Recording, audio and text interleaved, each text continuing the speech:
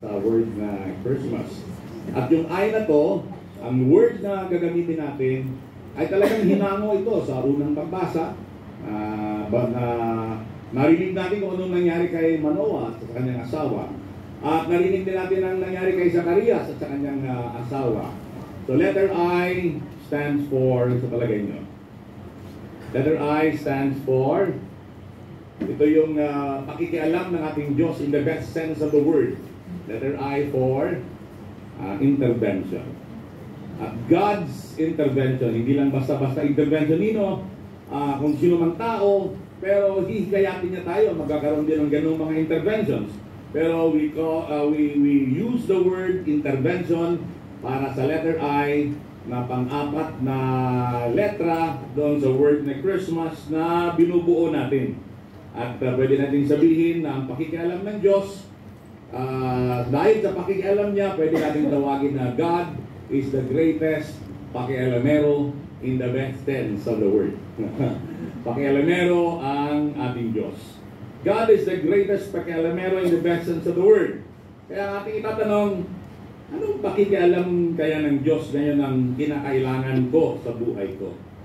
At yan ang idulog ko sa Kanya ngayong Christmas. Lord, pakialaman mo naman yung buhay ko. Total, ikaw naman yung greatest pakialamero in the best sense of the word. Pakialaman mo naman yung buhay ko. At ang tanong din na yon ay dudugtungan natin ng paano ako makikipagtulungan sa pakikialam ng Diyos sa aking buhay. So, anong pakikialam ng kailangan mo at paano ka makikipagtulungan sa ating Diyos para maging maganda ang magiging resulta ng pakikialam niya sa buhay mo. Merong isang kwento na nabasa. Ewan ko kung may kwenta talaga ito, pero ikukwento ko pa rin sa inyo. Merong isang taong in-interview. At sabi sa kanya, tanong sa kanya, sa relasyon ba, sino bang dapat masusunod? Yung lalaki ba? O yung babae? Lagay nyo. Pareho. Paano yung magkakasabay? Hindi ko lang masunod doon. Puro kayo sinusunod. O, pero kayo, tinatanong siya. Sabi niya, sa relasyon ba, sino bang dapat masunod? Pwede ka bang makialam sa buhay niya kung kayo ay mag-asawa? Sabi ng lalaki, sumagot siya. Sabi niya, ang babae dapat masunod. Wala kayo doon? Yeah. Ang babae dapat masunod, sabi niya. Kung nililigawan mo pa lang, sabi niya. Pero kung asawa mo na, iba na. So nung nililigawan ko siya, sunod-sunuran na ako. Lahat ng gusto niya, sinusunod ko. Pero nung mag-asawa na kami, ay iba na. Matapang na ako Sabi niya, matapang na ako. Astig na ako. Ngayon, ang lahat ng mga ayaw niya, yun ang ginagawa ko. Yun ang sabi niya. Sabi nang nag-interview sa kanya, paliwanag mo nga kung ano yung ibig mong sabihin ng lahat ng mga ayaw niya, ay yun din yung ginagawa mo. At nakikialam ka sa buhay niya. Ito yun Sabi niya, dati sunod-sunuran na ako. Ngayon lahat ng mga ayaw, talagang ginagawa ko. Kung ayaw niya magsaing, ako nagsasaing. Sabi niya. Ayaw maglaba, ako naglalaba. Ayaw mamamalansa, ako namamalansa. Ayaw mag-alaga ng mga bata, ako nag-alaga ng mga bata. Lahat ng ayaw niya, sinusunod ko. Astig ako Sabi niya, astig ako, matapang ako. Sana lahat ng matapang ay ganyan. Lahat ng mga ayaw niyo ay gagawin niya. Kaya friend, astig ka ba? So astig ka friend, gawin mo lahat ng mga ayaw ko.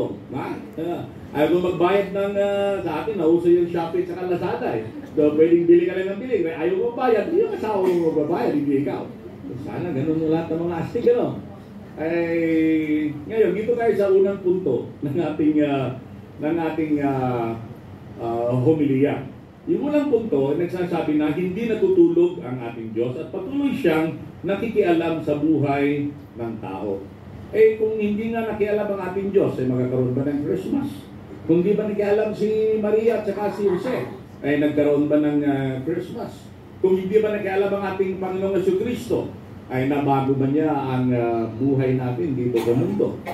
So ang Diyos ay patuloy na nakikibahagi sa buhay ng tao, lalo na sa mas nangangailangan at walang inaasahan kundi siya.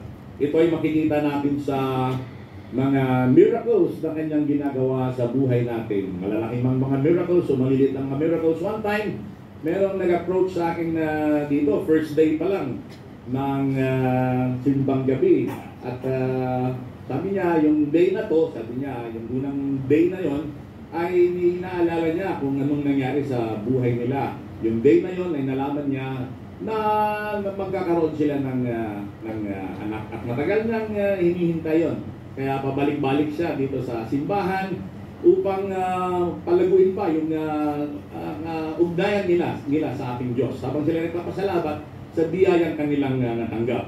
So may mga desisyon tayong minsan na ginagawa at yung guidance ng ating Panginoon, ang pakikialam niya ay doon natin nakikita sa guidance na ginagawa ng ating Panginoon sa mga desisyon natin ginagawa. Yung mga answered prayers natin, yung mga provisions ng ating Diyos. Yung nagkakaroon tayo ng lupa, kung saan nandun yung ating bahay, o nagkaroon tayo ng bahay, nagkaroon tayo ng pagkain, nagkaroon tayo ng shelter, o nagkaroon tayo ng trabaho. At sa case ni Manoah at ang kanyang asawa, nagkaroon sila ng Samson. Sa case naman ni Zacarias at ni Elizabeth, nagkaroon sila ng Juan Bautista. Itong Psalm 34, gusto ko i-share sa inyo. Ako'y Psalm 34. Ako'y nananalangin sa Panginoon at ako'y kanyang sinagot. Pinalaya niya ako sa lahat ng aking takot. Ang mga umaasa sa kanya ay nagniningning ang mata sa kaligayahan at walang bahid ng hiya ang kanilang mukha. Nung wala akong pag-asa, tumawag ako sa Panginoon. Ako'y kanyang pinakinggan at iniligtas sa lahat ng mga dinaranas kong mga kahirapan. So nakikialam ang ating Diyos, pero nakikinig ba tayo sa pakikialam niya? At sumasang-ayon ba tayo sa Kanya? At nakikipagtulungan ba tayo sa Kanya? Meron kong isang kwentong may kwenta tungkol sa mukhang hindi nakikialam sa pakikialam ng Diyos sa buhay niya. Minsan, si Pedro, dinededma ang pakikialam ng ating Diyos. One time, nawalan siya ng sombrero. May nagsusombrero ba dyan? Friend, asan ba yung sombrero mo? Meron ba? May nawalan ng tao may tao na nawalan ng sombrero, si Pedro. Yung baseball cap. Yung magandang baseball cap. Dahil nawala yung sombrero niya, sabi niya, punta nga ako simbahan, sabi niya. Baka may makaiwan ng sombrero doon. Yun na lang kukunin ko mamaya para, yung alamig pa naman, kailangan ko ng sombrero, sabi niya. Di pumunta siya sa simbahan, hoping na makakuha siya ng baseball cap. Pagpasok niya, nag-homily si Father. At paulit-ulit ni Father na sinasabi, thou shall not covet thy neighbor's wife. Thou shall not covet thy neighbor's wife. Paulit-ulit na sinasabi ni Father habang nakikinig si Pedro. Sa paulit-ulit ni Father ng pagkakasabi noon, naalala niya kung saan niya naiwanan yung sombrero niya.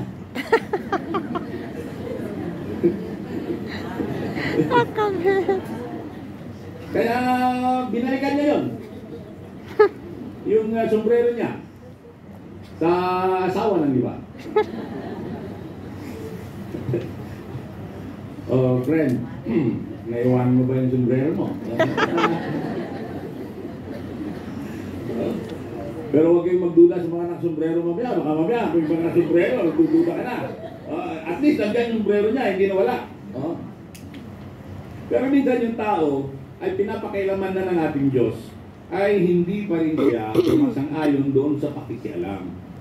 So yung pangalawang punto, sinasabi ko na nagiging matatag ang buhay ng isang tao na pinapakailaman ng ating Diyos at sinasang-ayunan niya yung pakikialam na yon.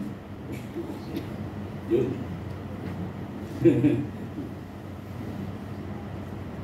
Pag hindi ka sumasang-ayon doon sa pakikialam ng ating Diyos, hindi magiging matatag ang buhay mo. Naghahanap ako ng pwede ko i-share, pero balikan na lang natin yung mga share ko nung nakaraan. Tungkol doon sa kung paano binago ng Diyos ang takbo ng buhay ko. Mula doon sa isang batang pari, 27 years old, ngayon 62 na po ako. Dati yung buhok ko ay ganyan, makapal na yan. Ngayon ay 5, kulang pa. Marami nagsa-selfie, dahil nagsa-selfie ako, lapad ng noo. Dati hindi naman ganyan, pero nung bata pa ako, amoy lupa, amoy langit pa, hindi ngayon na amoy lupa na. Kaya dati ko yung amoy langit pa. Talaga hindi ako napagkatiwalaan nga ng aking mga superiors dahil nasa suga pa sa inom, di ba? Konti-konti, inom namin noon. Konti-container, yun, ibig sabihin. Dahil doon ay hindi tayo napagkatiwalaan. At sabi ko nga sa isang kwento ko, isang school lang inihingi ko noon. Iniyakan ko talaga yun. At hindi binigay yun sa akin dahil wala nang tiwala yung aking mga superior sa akin. Pero yun nga yung nangyari, nakialam yung Diyos sa buhay ko. Sa pamamagitan ni Boomer, pagkagising ko, ay nagulat ako na aso na yung katabi ko. Dahil sa sobrang lasing. Hindi ako nakauwi sa konbento, doon ako nakatulog sa sahig, katabi ni Boomer na aso. At dahil doon, sinangayunan ko yung pagbabago na gustong mangyari ng Diyos sa buhay ko. Hindi ko sinasabi ito para ipagyabang o parang ganun yung labas niya. Pero sige na lang, parang pagyayabang yung sinasabi ko. Pero gusto ko lang kasi i-emphasize kung ano nangyayari sa isang tao na pinapakialaman ng Diyos at sinasangayunan niya. Yun ang gusto ko i-emphasize dito. Kung kaya nung mangyari yung pagbabago, di bumalik ako sa Antigua, sa diocese namin pagkatapos ng 11 years sa Armed Forces. Kung saan nabigyan ako ng chance na makapag-aral at doon nagbago yung takbo ng buhay ko. Pagbalik ko, patong-patong yung mga assignments na binibigay sa akin kahit na hindi ko hinihingi. Like for example, 22 years na akong radio station manager ng radio station ng aming diocese. Dati isa lang yun, dalawa na ngayon.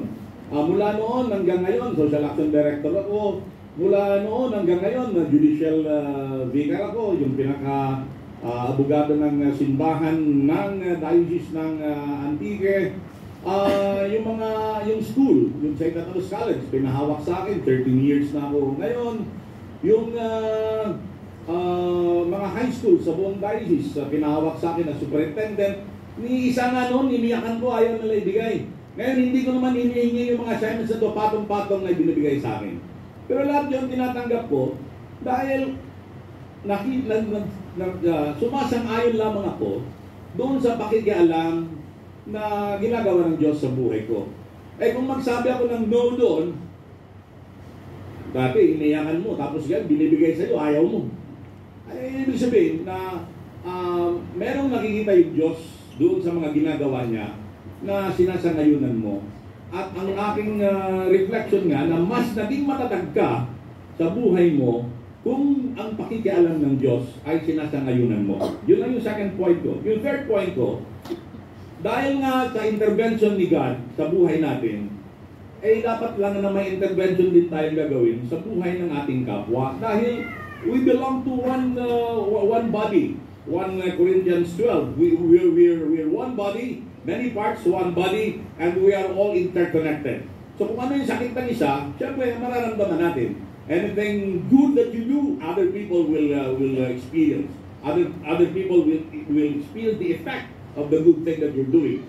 Any bad thing that you do, ay natural, meron ding epekto na masama sa buhay ng ibang tao. So to intervene, para tayo makialam in the best sense of the word, yung unang gagawin talaga natin doon ay umalis tayo doon sa ating comfort zone. Ang dami nating comfort zones na doon sa comfort zones na yon ay parang ayaw nating umalis dahil ang sarap ng pakiramdam natin doon dahil wala tayong paki sa ibang tao. Ang sarap ng pakiramdam mo dahil wala kapagod-pagod. Wala mga bagay na ginagawa. Sa'yo lang, sarili mo lang ang iniisip mo. Kaya tinawag siya na comfort zone. There was a time na nasa ako sa St. Anthony's College. Yung mga pare, after lunch, parati natutulog dyan. Meron silang tinatawag na siesta. Kasi naging ugali na yan sa seminaryo pa. Pero nung ma-assign ako sa school, yung ginawa ko, talagang kumuha ako ng bed. Yung bed na yung puro nylon. Yung pinaka-hihigaan niya. Hindi ko nilalagyan ng foam. Tinatanggal ko yung mat. Para pag natulog ko ng tanghali, ang sakit sa likod ko. Dahil nga puro nga nylon yung hinihigaan ko. Ang ibig sabihin, para hindi maging comfort zone yun, kailangan masakit. So mula noon hanggang ngayon, pag nandun ako sa school, hindi na ako natutulog ng tanghali. Dahil eh oras nyo na yun, eh mas kailangan ka ng tao sa mga oras na yun kaysa matutulog ka at nahihiya silang gisingin ka. Yung ibig ko sabihin, meron talaga tayong gawin para makapag-intervene tayo. At yun yung unang-una, yung ating iwanan yung ating mga comfort zone. Ngayon yung ating bansa ay nangangailangan ng intervention ng maraming tao. Ang ating bansa sa ngayon, kawawa ay ating bansa sa ngayon. Nangangailangan ng intervention ng matitinong tao. Yung pondo natin, yung PhilHealth natin, so kung paano ginagamit at binamanage yung pondo na ito, talagang napakasakla po. At ginagamit na political tool sa tingin ng marami itong pondo at pinaglalaruan ng kahirapan ng taong bayan. Kailangan natin ng intervention sa maraming mga bagay na nasa paligid natin. And we need to act. ACT. Acronym na naman ito.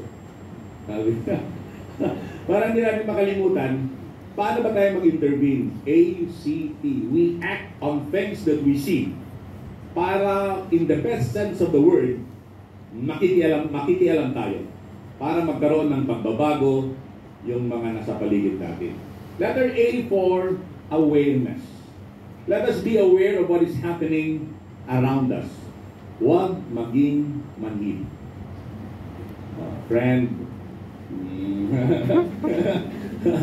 baka MU pa rin yung ating inaasahan dyan. MU may isang manhid at may isang umaasa. Hindi tayo pwede mag-MU. Kung gusto natin ng intervention, hindi yung paasa ka lang ng paasa, but you need to do something. But before you can do anything, before you can lift your finger to do something, before you can start anything, it needs to begin with letter A, awareness. Yung minsan, akala mo aware ka sa mga nangyayari sa buhay mo, pero hindi pala. Minsan kasi parang langit at lupa, minsan kasi parang mahirap at mayaman, minsan kasi parang tubig at langis. Nandiyan ka pero parang napakalayo mo. There were times na yung mga matatawag nating mga elite nakialam sa buhay ng mga tao sa Pilipinas, pero halos hindi naman sila pinapakinggan. Dahil maybe there's something that they need to do for people to know that they really care. So ano ba, naging aware ba kayo? Aware ba kayo sa mga nangyayari sa buhay namin? Yung pinaka-common dyan ay, sinusuot mo ba yung sapatos na suot-suot niya? Habang hindi mo pa suot yun, parang hindi niya feel, naramdam mo, na-feel mo yung mga nararamdaman nila. So, kung aware tayo sa mga nangyayari sa ating paligid, kung aware tayo, then we can start doing something. Letter C in the word act stands for care. Aware ka nga, pero wala kang paki. Aware ka nga, pero hindi mo ramdam. Aware ka nga, pero manhid ka pa rin. Dahil hindi uso yung MU, na merong manhid at merong umaasa, yung ating awareness na yon, dalhin natin dito sa ating puso. Dahil yan ang nakakaramdam ng mga bagay na yung nalalaman. Hanggat sa wala ka pang nararamdaman, kahit na aware ka na sa mga nangyayari, hanggat sa wala ka, hanggat sa hindi mo feel, pabayaan mo yan. Pabayaan mo sila. Aware ka ng mga nangyayari, nagkakagulo na sila. Pero pabayaan mo. You don't care. Pero pag meron kang care, meron kang concern, then you start doing something. The letter T there stands for the tasks that we need to do now that we are aware of what is happening, now that we care. So we try to do something. Those are the tasks that we need to do. Eh, sa bahay, pwede na natin i-practice to. Itong awareness, itong care. Meron pang tao talaga na kahit na nandyan na, kasama-sama lang kayo, parang hindi siya aware sa mga nangyayari sa buhay mo. O meron namang aware siya, pero he doesn't care or she doesn't care.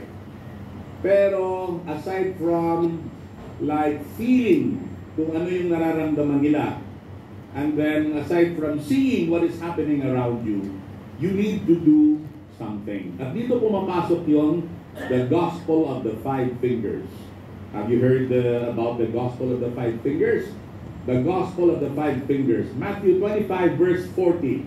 Yung bang famous na linya na kung anong ginagawa mo sa kapwa mo, lalong-lalo na sa mga maliliit nating brothers and sisters, ginagawa mo rin yon sa akin, sabi ng ating Panginoon. Ano mang ginagawa ng kamay mo, bakit naging five fingers? Dahil kung anong ginagawa mo sa iyong kapwa, ginagawa mo ito sa akin. You do it for me. Pwede ba natin itaas yung ating mga kamay? Five fingers lang ito, ha? Pero pag ginamit mo ito ng gusto, ano mang gamit mo nito, sabi ng ating Panginoon, ginagawa mo ito sa Kanya. The gospel of the five fingers, you do it to me. You do it to me. Let us consider how powerful these hands are.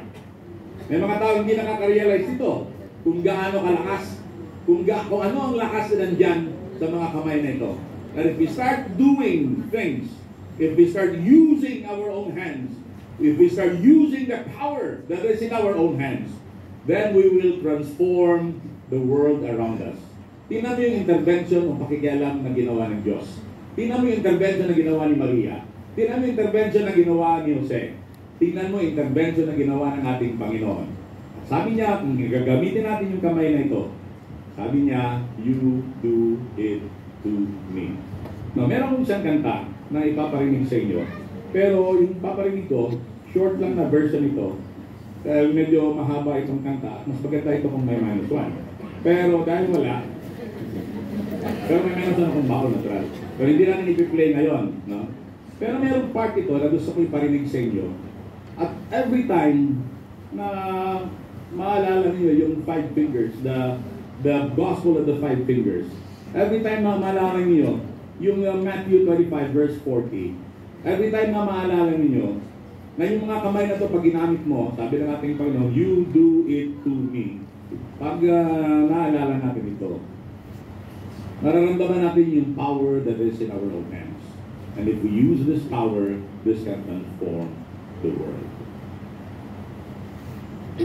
Pwede ba yun muna?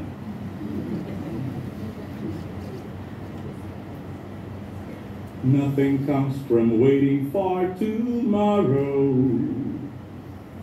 hoping someone else will make it bright. It's because of you and me I see a future flooded with lights. In all hands, there's a world in our care. In our hands lies the power we share. In our hands it can grow even more than we know, when we all understand all that is in our hands. In our hands. In our hands. In our hands.